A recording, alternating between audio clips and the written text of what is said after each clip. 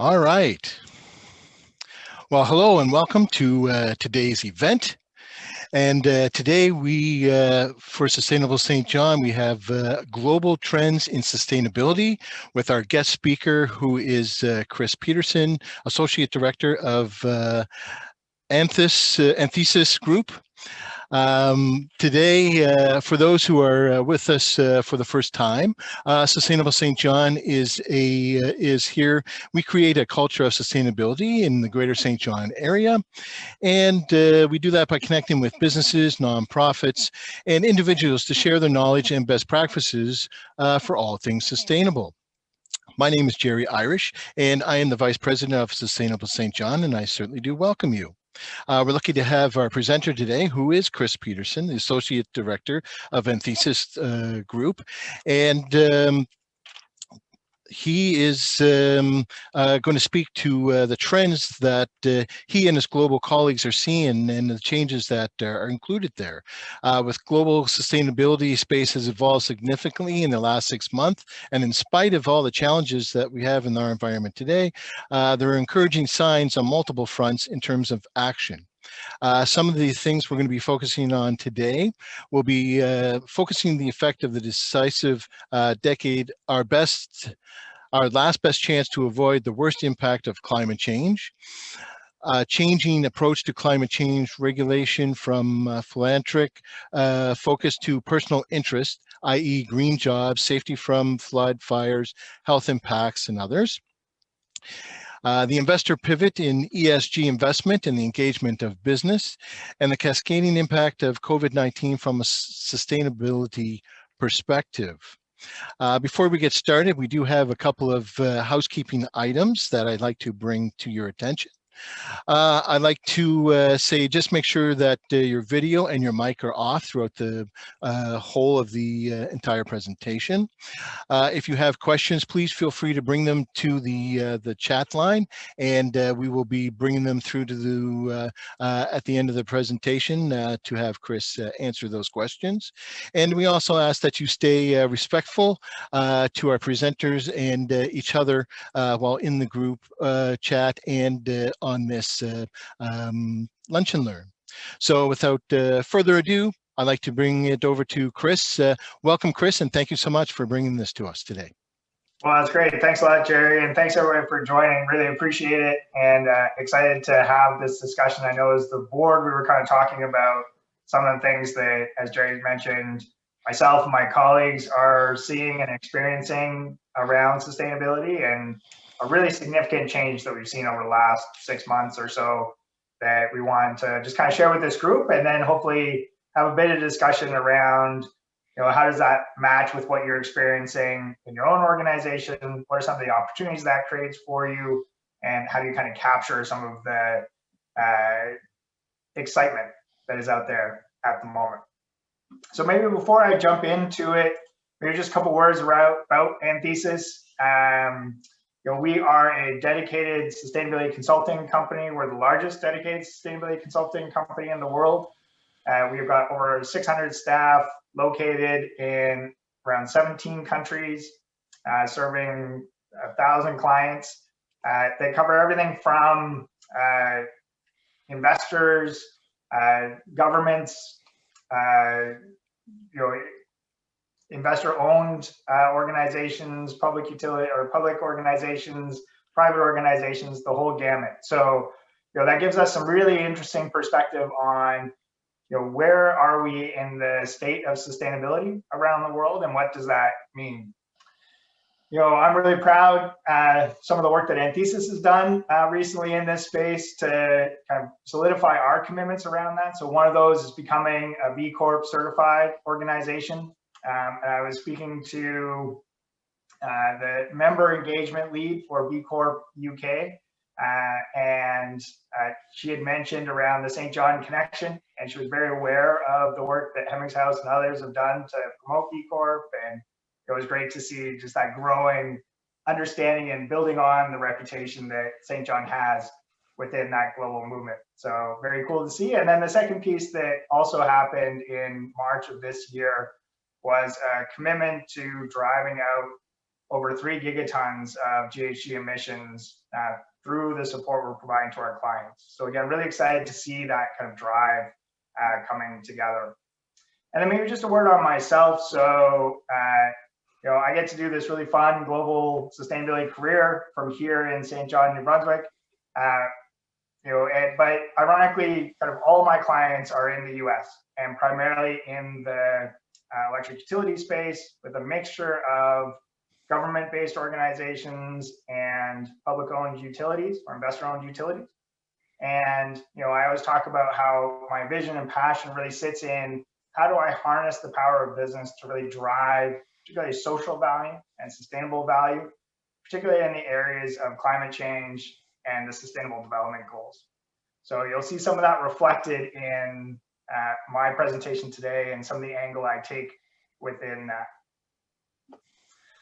All right, so the reason for this talk today is that when we think about where we were at the beginning of 2020, pre-COVID, if you can remember back that far, versus where we are today, there's been this really significant shift in the way that people are talking about sustainability and the way that people are responding to sustainability and the way that people are taking action towards addressing sustainability. And the anecdote that we come back to that anybody within the sustainability space kind of nods their head to and has their own stories about are, for many of our clients, we've been working with them for over a decade, and they're really chipping away at the cold face, just trying to make incremental progress. Whether that's, we want to put out a public report, we want to set a target for ourselves, and often those are being pushed back upon within the organization, a lot of hesitancy about making public commitments, et cetera, around that, and only being willing to commit to things that they felt very confident that they could deliver on, often within the existing business case. That was our reality, and it was, everybody's putting up the good fight trying to move that forward. What has changed is for a significant number of those clients, and what we're seeing across particularly in the US, in Europe, throughout Asia, is organizations that have been taking that approach to sustainability for a long time, just flipping. So CEOs coming down to the sustainability teams and saying, I want to commit to net zero, right? We want to fundamentally change our business models. We want to drive out carbon out of our supply chains. Tell me how to do it, and we're going to make the announcement in a month. And that creates a huge amount of excitement and a lot of momentum within an organization.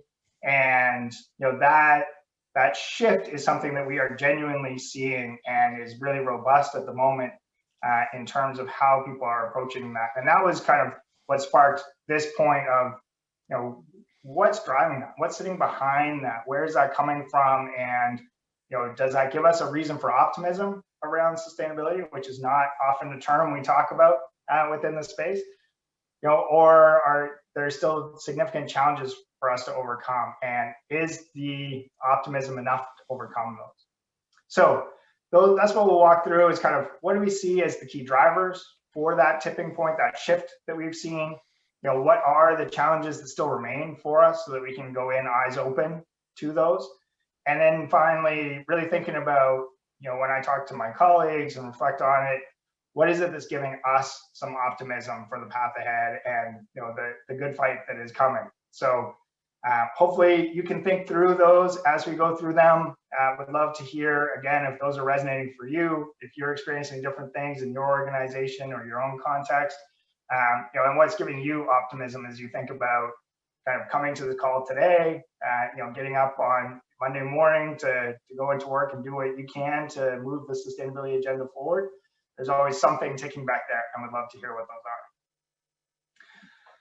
are. All right, so the 5 drivers. So we've been debating these internally. There's a number of different kind of elements that come up, but these are the 5 that are really consistent and really resonate with me and my experience and what I'm seeing out there. And we'll go through each of these, but at a very high level, as Jerry mentioned, we are in the decisive decade. This really is our last best chance to avoid the worst aspects of climate change. And we have a very tightly shrinking window, but there's a reason for optimism within that, which is encouraging. You know, COVID was clearly disruptive across the board, you know, and tragic in many, many ways. But one thing that it did do is it shifted us from carrying on our path that we had been, just based off of momentum, and you know, provides us with the disruption we need to reflect on what is important and what are the models that can support us in being able to kind of develop the future that we all aspire to and want to see. Enough is enough. So, you know, really seeing the Black Lives Matter movement gain significant traction over the summer of 2020. It was really inspiring, both for myself, but also for a number of movements to realize, you know, there's a lot of power in numbers and just demanding improvements within the space and really pushing for those pieces and an openness that has some cascading impacts. Me versus the polar bears, I'll save that one, and then we can talk a little bit about kind of what's happening from the political standpoint, particularly in the US, and what does that mean and how is that resonating within you know, major organizations, businesses within that business community I can speak to.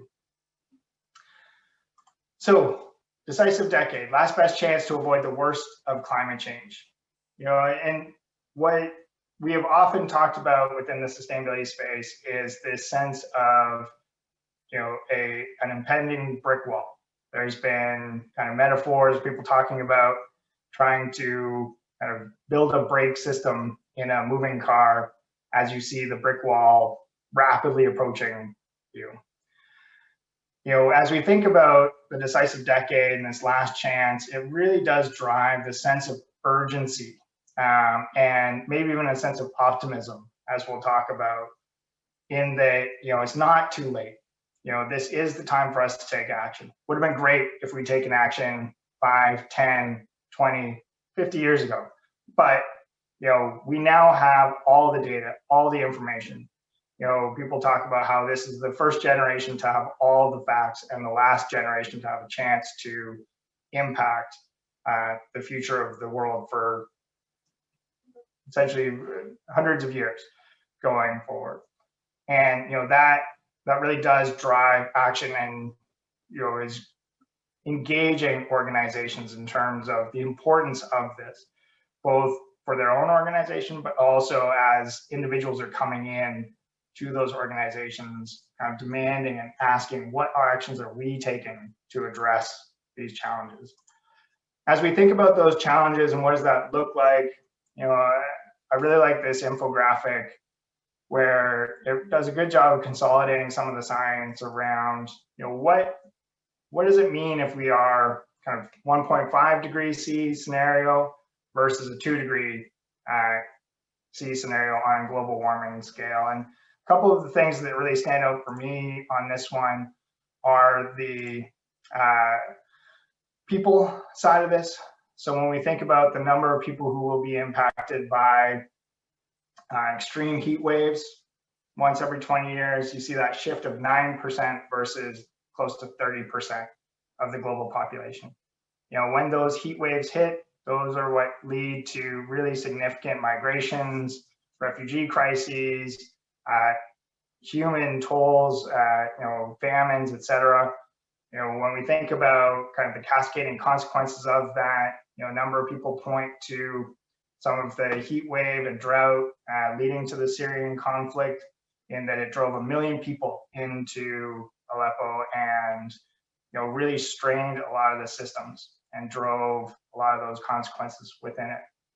You know, the second piece is when we think about some of that extreme weather, you know, the marginal increase from 1.5 to 2 degrees, you know, we see this significant increase in the number of floods and other extreme weather events along with that. So it, you know, we have this very small window, very small opportunity if we take significant action now to stay within that 1 degree or 1.5 degree scenario. You know, I think what's really interesting is that we are on a path to a 3 degree scenario So all of these are measurably worse in that scenario. But, I've been working in this space for close to 20 years now. And, what I would say is last fall, end of the year was the first time I was having conversations with some of our climate change subject matter experts, that there was a level of optimism where they were even willing to discuss the possibility of us staying within a 1.5 degree scenario and being able to capture that. To do that is significant. We'll talk a little bit about that, but exciting to even have that conversation of, there's a chance. And, we're seeing that being really motivating to a lot of organizations, a lot of individuals, to really start to think about how can we achieve that, and what could that look like? And that's been a challenge in the past, is that it's been so overwhelming that people really struggled to kind of feel any sense of ability to achieve the really hard things that are in front of us. But when we think about hard things and, our ability to adapt to a really challenging situation, COVID has certainly stressed our systems, been incredibly tragic around the world and continues to be so. But it has shifted us from, our existing practices, our existing assumptions around the way that work happens, where value is created, what's important to us, et cetera. And as a global experience has really significantly changed the way that people are thinking about their power to drive improvements. And I love this quote at the bottom where it talks about, we can't return to the normal because the normal that we had was precisely the problem. And we see a lot of that concept resonating around the world, where people are kind of asking that question of, why are we going back to the existing models? Why are we trying to move there when we could be building back better, and we could be thinking about what else is in front of us and what could we do to achieve that going forward, and having some of the strength around, demanding that change and really wanting to see that. And that turns into the third driver, which is enough of is enough. So, with the George Floyd murder in May 25th, 2020, and the tragic loss there, was such a spark for global action. Exciting to see it here in St. John, New Brunswick, seeing Black Lives Matter marches from around the world chaired by my colleagues. It was really encouraging to see everybody rally around the importance of, saying enough is enough and taking some power back from a system and realizing the power of one's voice within that space to really say, we're not going to accept the norm anymore. James Baldwin once said that not everything that is faced can be changed, but nothing can be changed until it's faced. And I think that, the experience with George Floyd, the upswell of the Black Lives Matter movement, which had been going for a number of years with, mixed traction along with that, really speaks to a different paradigm that we are in as a society, as individuals, and that willingness to, as a colleague put it, shift from being passive believing passengers who are supportive from the sidelines to being really passionate practitioners who are in the game, trying to drive the change, asking the questions, making personal choices around what's important to each of us, and then standing up to those values and supporting them going forward. So me versus the polar bear. You may have picked up that, as somebody who's keen about how do I harness the power of business, I'm less, I love the environment. I'm very keen about the environment. I don't have an environmental science degree like a number of my colleagues do. I've always been really interested in kind of how do we connect business to address the broader societal impacts that we have, and really keen to figure that out. And it's been a really interesting journey and a really interesting compare and contrast between the Obama administration 2008 coming in, and the Biden administration coming in 2021, thinking about what does that really look like. And as many of you will recall, when Obama was in, the real focus was around how do we save the polar bear, and lots of images of really sad images of polar bears kind of emaciated, stuck on limited ice flows, really struggling population-wise. And it's a really important message, and it's one that we will suffer for a long time with all of the biodiversity loss that we've suffered over the last generation. But with that said, people could always see that as, I'll donate to WWF, I will do some philanthropic act, but it wasn't a personal consequence. It was a peripheral piece to them. Very few people have visited the North, seen the polar bears, and have that personal connection to it. One of the things that we think has shifted that I personally believe is really important from a shift perspective is that in 2020, climate change really became personal. And one of the signs around that were the forest fires in California. I remember a colleague of mine in early September sending out a picture very similar to this from Oakland, where the sky was black. It was 10 o'clock in the morning, and she was trying to teach her kids in the backyard while schools were closed. And, it just resonated with people of, this is now real. This is something that is impacting us on a, monthly, seasonal basis going forward. And that was just one consequence. There were one of the worst storm seasons in the South.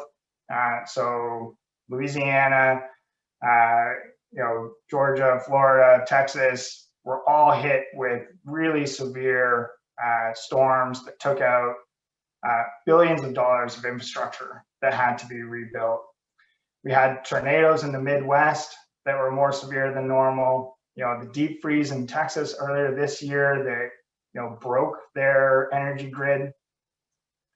And what was really interesting is that this is one of the first times that, as somebody in the sustainability field, I felt like the climate change community did a really good job of not shying away from the discussion around the connections back to climate change and its importance.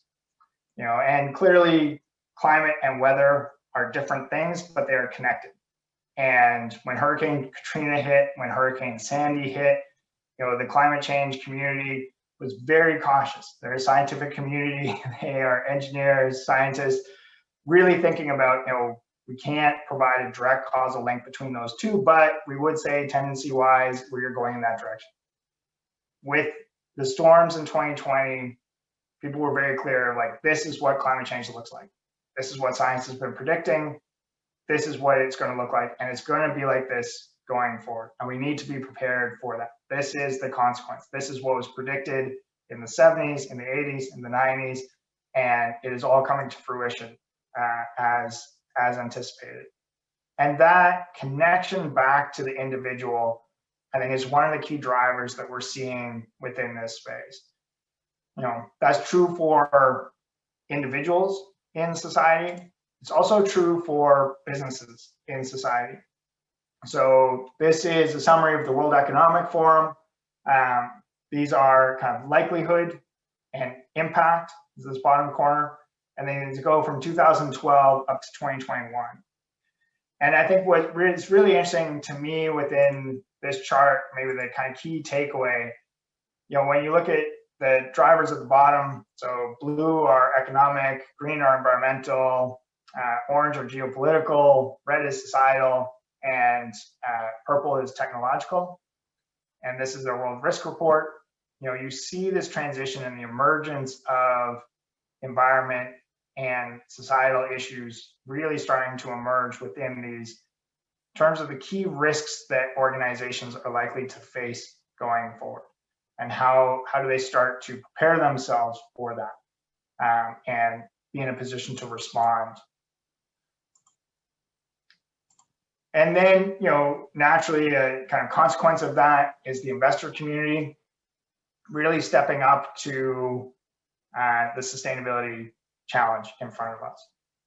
I think if we'd been taking bets in early 2020, in the first couple weeks after the crisis really hit North America, my colleagues and I would likely have taken high odds on the investor community coming out with messages of now's not the time to invest in sustainability. Now's the time for us to really focus in on the financial fundamentals, et cetera, around that. And that was our experience in 2008, and seeing the economic crisis hit there, with the view of sustainability as being a philanthropic activity, it wasn't seen as core to the business. So it was one of the things that got caught up in standard cost-cutting measures and scaling that back. What we saw in the investor community and a real stress test of those commitments to sustainability that have been voiced over the last number of years, where people have been saying, like Larry Fink, who is the CEO of BlackRock, the world's largest, or one of the largest institutional investors. For a number of years, he's been saying, we want you to improve on sustainability. It's important to see sustainability considerations into your business model. And a lot of that has been driven by the fact that for such a large institutional investor, they can't portfolio their way out of risk. If there are global risks, that's going to impact their business and their portfolio.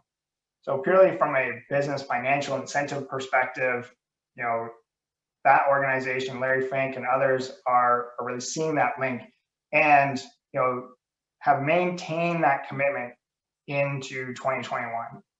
So we were all very keen to see his letter coming out. He sends out a letter to the CEOs every January. As a sustainability consulting company, we see almost direct correlation between that letter going out and engagement within the organizations we're supporting or additional organizations reaching out.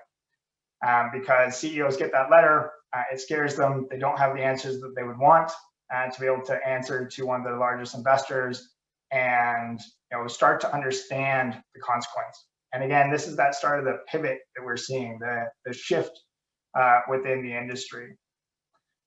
When we take the BlackRock example, which I think is a great case study around kind of what we're seeing. 2018, Larry Fink started including sustainability in his annual CEO letter, where he was saying, we want you to do this. 2019, within the electric utility space that I work in, a number of utilities started to be asked questions around kind of where they are locating all of their generating stations. And what BlackRock had done is they started to incorporate, geolocating the generating stations and the major assets of their investment portfolio with climate change models that started to predict flood zones, extreme weather events, et cetera. And they start to ask those organizations about, hey, you said you're doing stuff around sustainability, but we're seeing some really material risks in your operations. How are you addressing those? And that type of ambition continued to scale up in 2020.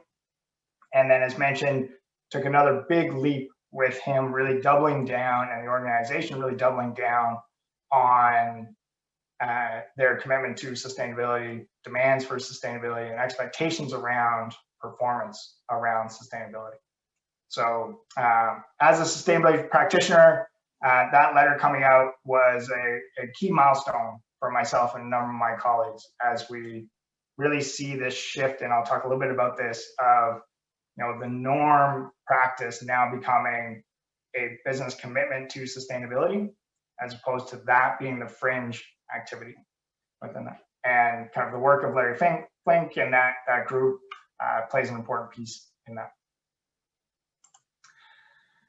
And then politics. So obviously a touchy subject, particularly working in the US, and one that we don't get into a lot of, just given the kind of personal connections in there and really trying to figure out how do we kind of navigate within that. But what has been really interesting is that, you know, when I talk to colleagues, when we talk to our clients, when we talk to our peers in the field, you know, the idea of Joe Biden coming in and really driving an agenda around climate change that matches the needed levels of transformation, you know, or is at least a significant step towards that, would have been a game changer 10 years ago.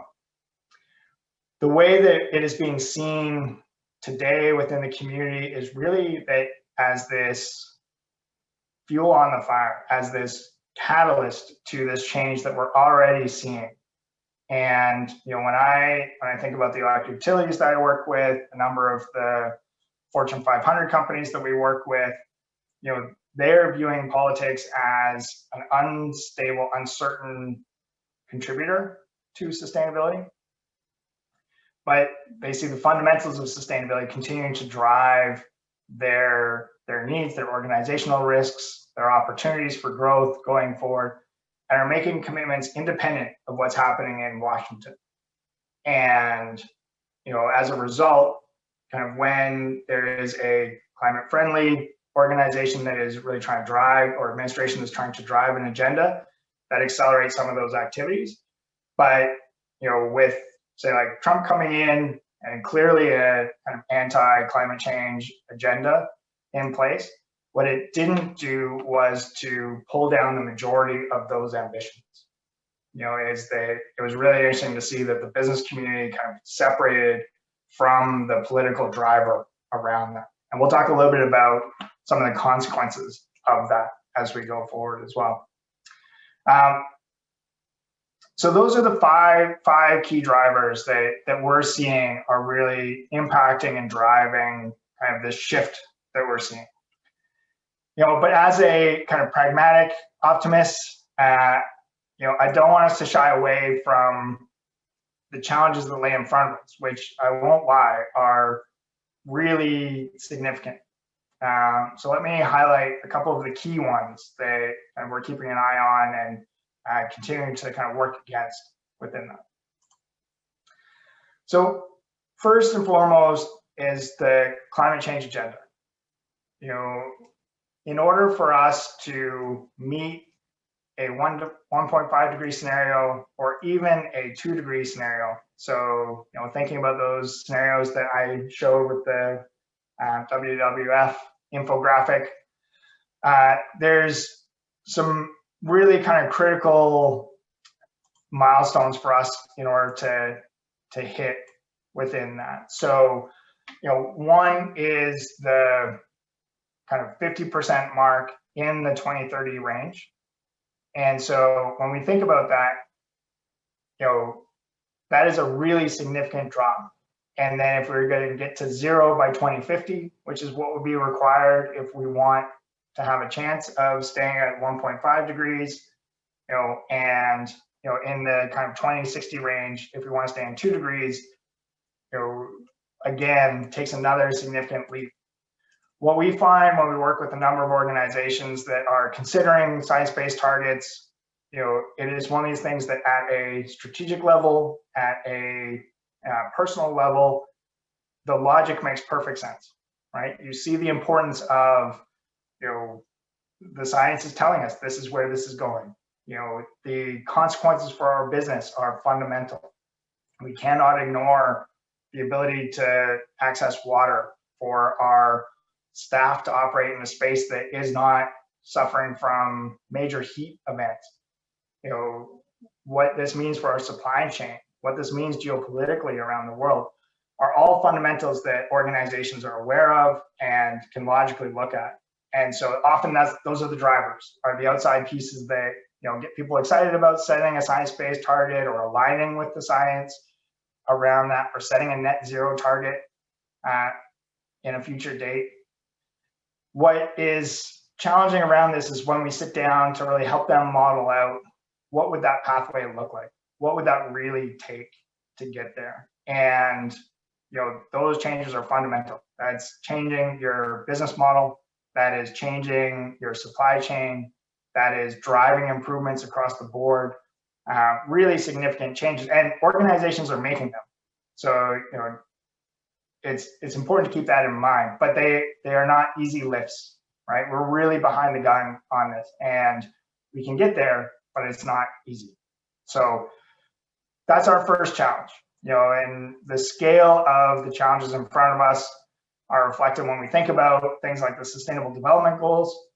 So for anybody who isn't aware of these were established in 2015 as kind of where do we want the world to be from a sustainability perspective, comprehensive sustainability, thinking about social and environmental and economic goals, by 2030.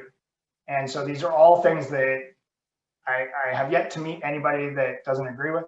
So when we talk about no poverty, zero hunger, global health and well-being, quality education, these are all things that we can support from a sustainability perspective. But as you can see from kind of this scorecard, we're lagging behind our targets within that, and the challenges there remain and will continue to remain, but are, again, really critical and important for us to be driving towards. And then, last point on the scale of the challenge, there was a UN report that came out in 2019 where they mapped our current pace of resource consumption. So our kind of, mine, manufacture, distribute, use, and dispose culture. If we maintain that by 2050, we're going to need 3 times the total material availability of our planet in order to meet that. So just that the mass consumption that we are using of all of the materials, plants, ecosystems, etc., is really significant, and will require a pivot for us to be able to meet that. And then, the secondary challenge is somebody who's really passionate about how do we pull business into this, and the power of harnessing business to help drive improvements are the limitations of business. So, this is an image from the Global E-Waste Monitor, where they went through and looked at how much are we just throwing out of valuable recoverable materials such as gold, silver, copper, platinum, palladium, etc. And that worked out to roughly $57 billion per year. And that's a significant opportunity that in theory business should be primed to address, but is not yet.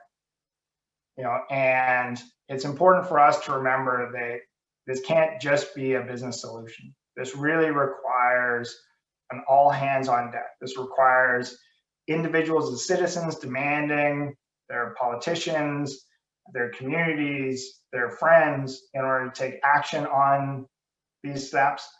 It requires a constraining framework on a global basis to encourage organizations, encourage businesses to develop solutions to recover materials, to adjust their business models to drive improvements, etc. within that. And it requires businesses to come up with innovative ways to access the materials in products, to develop business models that can serve the needs of kind of the communities that they serve, while also minimizing their environmental impacts and social impacts as well. And then finally, as I think about the critical challenges in front of us, is people's ability to justify our actions, be selectively ignorant, resistant to change, and just fight against, what we see as common sense within the, if it would only be more common. I think that, when we think about this last best chance to avoid the worst, there are these kind of meta trends that, we know we need to meet, and, it's not going to be easy, but, I think we've got some great tools to be able to get there, but it'll be critical for us to bring a number of different stakeholder groups along with us, and provide kind of those bridging mechanisms to help them go from a comfort level they are today to a future comfort level that is a sustainable path forward. So I find this picture particularly disturbing and discouraging. So I will leave it there as our challenges and shift to the title of this presentation. So, is there reason for optimism? And, personally, I think there is. These are certainly challenging times we have in front of us, but as mentioned, and what is inspiring me at the moment is the enthusiasm I'm really seeing, which is a different conversation than it has been over my career. And I'm optimistic it's something that we can maintain. And some of the things that I'm looking at that are helping to spark that or drive that within me are, first and foremost, I mentioned that shift that we're seeing. And the easiest way that I can describe it is thinking about a teeter-totter, thinking about conversations we have with business leaders, where, if we pulled up this picture in the past, the view would be that the individual in yellow would be the sustainability champion. They are the outsider of the group. They're the ones that are being revolutionary, that are outside the norm. What has shifted over 2019, 2020, and carrying over into this year is that now the norm is to be committed to sustainability, to be incorporating that into your business model, to be taking significant and meaningful action within that space. And that's a different conversation. Everybody loves to think that they want to be the outlaw, the renegade, but the senior leaders I've spoken to at major multinational organizations are really invested in understanding what is the norm? What is it that my peers are doing within this space? What is it that my stakeholders, my shareholders expect of me? And how do I meet that? How do I kind of meet that general expectation of it, and then look to differentiate within that group, but not necessarily totally separate from that group? What comes to mind here is Jim Collins in his Good to Great talks about the flywheel concept, where one is applying pressure to a flywheel on a consistent basis. And there's never a time that one can point to and say one push is what pushed it over the edge and got the flywheel to unstoppable momentum. But that, at some point it shifts from this continual pushing to that, unstoppable momentum. And that's really the way that we're feeling within the business community, is we're seeing this shift from, people just pushing and chipping away at the coal face to that flywheel really taking off. One symbol of that was in 2019, the Business Roundtable, which is a group of 181 CEOs of some of the largest organizations in the world, come out and said very explicitly that it is not just about shareholders, that each of their stakeholders is essential to their business, and that it's important that they're dealing fairly and ethically with their suppliers, and that they're supporting the communities that they're operating within. And again, it's that kind of language that is helping to move things forward. When we talk about the science-based targets, that pathway that I mentioned of just the real significant commitments organizations need to make to be able to match science, to align with what science is telling us we need to do. What we are seeing, what's really exciting, is the number of organizations that have formally committed to a science-based target or have started to align their targets to the science-based target or what science is telling us. So working in the electric utility space, a number of our utilities and peers within the space have set net zero targets. So not formally within this number, but have said that's the right target for us. It's going to be hard, but that's where we need to go. And when you talk to the organizations, they don't know how they're going to get there, but they know they need to do it, and that they are taking the leap of faith within that space, and that's driving significant action within their organizations. And that is another piece of the kind of key optimism for me. Is this, lots of people have been talking for a long time about sustainability. People have invested huge amounts in really nice sustainability reports, which is great. But what's critical is the action piece of it. What are we doing to pull down our impacts? What are we doing to understand our risks and address those across our value chain? One thing that stands out for me is, there's been a lot of discussion as we're in this kind of reporting season for the sustainability space of, we don't really need another report. We're looking for a short report, but what we really want to see is, what is your risk profiling of the impacts of climate change? And one of the most kind of prevalent targets of that is something called the TCFD report, which is the Task Force for Climate-Related Financial Disclosures, which is asking organizations to not just say, do you have a climate change target? Let's just pick one out of the air of 10%, but have you mapped out your operations over the next 10 to 20 years and understand what the impacts of climate change will have on those? If you are a beverage business, do you understand where you're going to source all of your water from? If you are an electric utility, do you understand the regulatory risks that are embedded within your business model? And so it's that type of thing that is helping to drive action and awareness, and the inability for organizations to say they just don't know. It's driving action, which is really critical.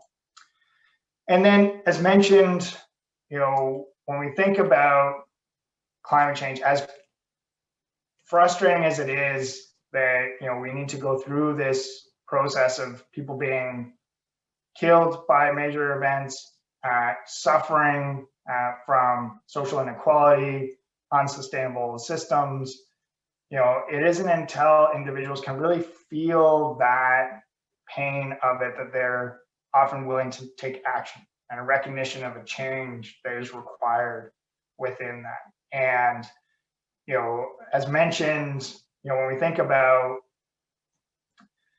the impacts of Hurricane Katrina, the kind of discussions that were coming out of that, where people were hesitant to make a direct connection back to climate change, what we've seen in 2020, and increasingly so, are the scientists, the sustainability community, climate change practitioners putting their hands up and saying, we told you, this is exactly what we predicted, and it's here. And I think that's really helping people to make that connection. And we're seeing that across the board, both kind of in terms of what organizations are expected to deliver on, as well as politicians. So, across, even in the US, in a very polarized space, there's a lot of support and understanding around climate change. How people want that addressed varies by political party, but the desire to take action on it is really pretty consistent across political parties. And then last thing that is gives me hope is maybe not as surprising, but maybe it's more the angle, is that people are done. They're frustrated. Particularly younger generations, but we're seeing this from, the Greta Thunberg and the work that she's doing to really empower youth to demand change. But we see this with voters. We're seeing this with new interns or recruits that you're trying to bring into your organization. We see this with colleagues, and we see this with friends, all starting to recognize those impacts and feeling those personally, and really starting to demand change, demand improvement within their own practices. And, as Greta's quote here stands out, are really demanding and expecting that change from others. Goethe said, knowing is not enough, we must apply. Willing is not enough, we must do. And, the time for action is really now. And it's up for us to kind of choose, if we're going to bury our heads in the sand and pretend like, climate change is not happening, it's not here, and it will just go away, or to stand up to what is coming and take the steps we can today to pursue the future we really desperately want going forward. So last comment for me is just an action. If you have had conversations in the past, if you've thought for yourself, kind of what can I do, what can our organization do, or have tried to have those internal discussions around we should be doing more around sustainability, and have not gotten traction, now is the time to bring those back up. The time is definitely now. The context has changed fundamentally, and it's an exciting, challenging time. And there's a very small window of hope that we can avoid the worst of what's been predicted. And I'm really keen to figure out how we as Sustainable St. John, as the community here, and as a global community can help to address that going forward. So thank you very much. Really appreciate the time. I hope that was interesting and provide some perspective. But would love to hear any questions you have, or any perspectives you have, particularly around kind of what you're seeing here locally or what you're experiencing within your own organizations. Thank you, Chris. Outstanding presentation, jam-packed with all kinds of great information and thought-provoking concepts that we can bring somewhere else. And what I was wondering is, so we have a couple questions here. So let's go through a couple. One of them is, I know you're a global company. I was just looking to see if you can, if you see a trend in certain Canadian specific industries that are taking action and are being part of this conversation. Yeah, so I would say I can't speak to the Canadian experience as well as maybe others can. What I will say is that we are seeing this across the board. And I know there was some questions around which industries, and I would say it's ubiquitous across kind of all the regions we're operating within and all the organizations we're dealing with, or industries that we're dealing with, right? Where kind of everybody's feeling this pressure, kind of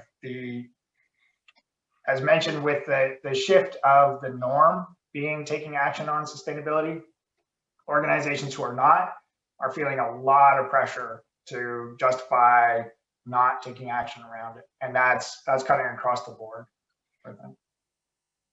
Right. And some of those specific industries, where are we seeing the biggest shift, where these industries are saying, you know what, we want to be we want to be leaders in this change?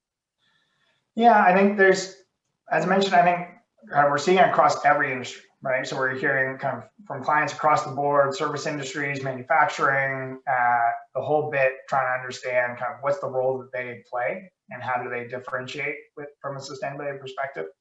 With that said, there are a few kind of key, maybe target industries just based off of the scale of their impact. So energy utilities are essentially responsible for about a third of total emissions. So they are a logical target and are spending a lot of time trying to think about how do they pull that down from a generation perspective. So use of renewables, storage technology, et cetera. A significant shift away from coal. Transportation is responsible for about a third of US total emissions. And so we see announcements like GM coming out and saying all their cars will be EVs, that they're going to phase out their internal combustion engines going forward. So, and then we get into construction as another kind of key area, both in terms of the materials that go into all of our infrastructure, our buildings, et cetera, as well as the operation of those. So those are some of the key ones that I think are feeling acute pressure at the moment to move. But as mentioned, it's really across the board, from IT companies such as Microsoft setting a goal that not only will they have a net zero target, but they will offset or remove out of the environment enough carbon to replace all the carbon that they had emitted over their entire existence. And wow. It's those types of really ambitious statements that we're seeing from across the board, just everybody trying to figure out, like, where do we play a role? How do we do it? If we are Target, if we are a major retailer, how do we engage our customers on this, et cetera? Right. Wow. That is exciting, and it's nice to see those big companies, pull the lead there, because, we've been building them up for years and years and years. So it's nice that they're, trying to make it better for everyone in the end. So that's great. Exactly. One of the other questions we have here, Chris, is what are the key commitments businesses could make right now? Yeah, I think that one of the reasons I love the Science-Based Target Initiative, so it started kind of, I think, around 2012, 2013 range, or at least started to get some traction then. And then it was very fringe. But what was exciting about the concept was to say, what does the science tell us we have to do? And then how do we do that? And so I think as an organization, really looking at that approach to it is a valuable piece to go through. Sometimes that's a leap too far for an organization, but it's a really good anchor point for, if we're not doing that, why not? And how do we get ourselves in a position that we can commit to that? You know, that's what will anchor policies in the future. That's what will anchor stakeholder expectations in the future. So how do we get ourselves on a glide path to that? You know, and so I'd say that's number one. Number two is then really just looking at your total operations to understand, you know, we use the term materiality in sustainability, going through an exercise to really look at the full scope of sustainable issues and start to identify which ones are important to us, which ones are important to our stakeholders, which ones are we doing well, which ones could we be doing a lot better on, and then let's prioritize those. So it's not we're trying to boil the ocean, but we're really focusing our efforts where we can have meaningful material impact, whether that's in the community, in our supply chain, in our own operations, et cetera. Right, right. All right, we have time for one more quick question. Can you define sustainability and how it connects to hurricane strength mitigation? Yeah, I saw that come up, and I hope we wouldn't get to it because that's a great question, but challenging one. So sustainability obviously has a number of different definitions. I do a lot of work in strategy and work with organizations to define their own version of sustainability. What does that mean to them? I worked with an organization that was 120 years old, and we decided that our definition of sustainability for them was that they would be here in 120 years. And so that shifted their thinking around how do we operate in such a way that we can maintain our social license to operate, maintain our path forward. You know, and I think when it connects to hurricane strength mitigation, you know, within Anthesis, we don't talk about sustainability performance, we talk about performing sustainably, which ties into that same concept of the vision. So when we think about that mitigation side, it's that, you know, how do we perform, say, as a community to continue to be here, recognizing that we're going to face higher storms, that they're going to be more common, they're going to be more extreme, right? The once in a 500-year events are going to be happening once in 50 years, right? And this is what the models are predicting. They've been really consistent and clear around that. So, you know, I think that idea of performing sustainably, operating sustainably, existing sustainably is where I would see all that kind of fitting in going forward. But hope that answers the question. Yeah, that was a great answer. You know, I was interested in that one as well. Well, we are, as it stands right now, out of time. Chris, I want to thank you again for outstanding presentation and, you know, putting the work into this. I really appreciate it, as do our members. I do want to say, you know, today's video will be posted on Facebook and our YouTube channel soon. It's not going to be up today, but it will be on soon. And if you do want to become involved, be becoming a board member with Sustainable St. John, or just give us some ideas that you might have for future presentations, please feel free to reach out to us at info@sustainablestjohn.ca. We'd love to hear from you. And we'd also have something exciting coming up in our fall series where we're going to have a sponsorship package that will be available. And you know, we have anyone out there who has an organization that would like to sponsor a talk, you know, we'd love to hear what you have to say, and you know, see if we can work together. So again, thanks, Chris. Thanks, Sustainable St. John team. Thanks to you, our members who came and visited us today with this great presentation. And I wish everybody a great day. So thank you so much, and have a great day.